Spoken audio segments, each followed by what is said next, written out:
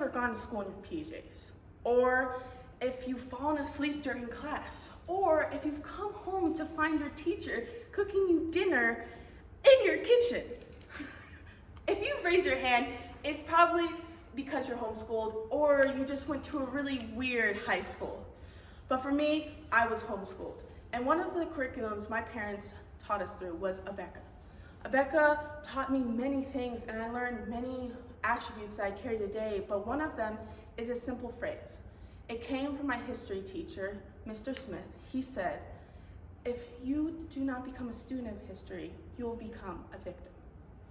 This has so much content and there's so much deepness that you can learn from this simple phrase, but I think one of the three most important things from this phrase is remember your past mistakes so you don't make the same mistakes in the future. To be aware of what's happening around you. And 3, to not let others dictate what you know. I think it's important to remember your past mistakes so you don't make the same mistakes in the future, because if we allow what happened in the future to just go unacknowledged, we will not learn from it, and in that way it will become irreversible.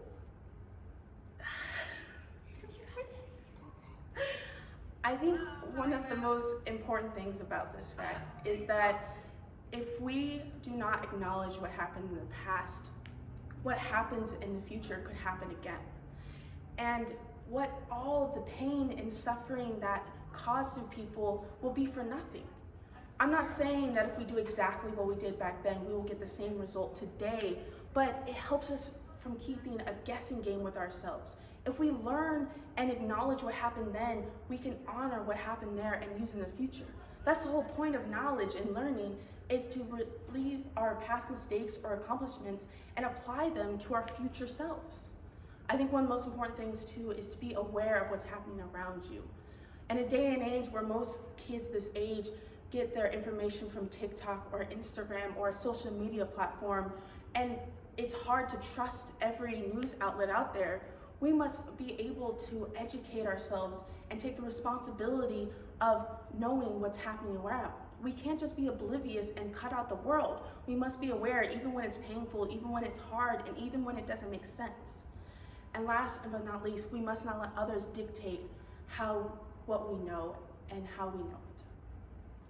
We must live in a day and age where we must learn for ourselves. We must talk to our fellow man and understand what is happening. If we do not, we will just rely on problems or facts from places we can't even trust. I remember when there was a big problem happening in our country, and one of the women that I knew was affected by it.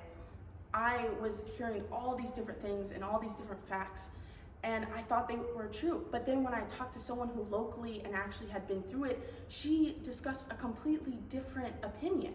She did not think the same way. And I think for all three of those reasons, it's why we need to become students of history so we don't become victims of history.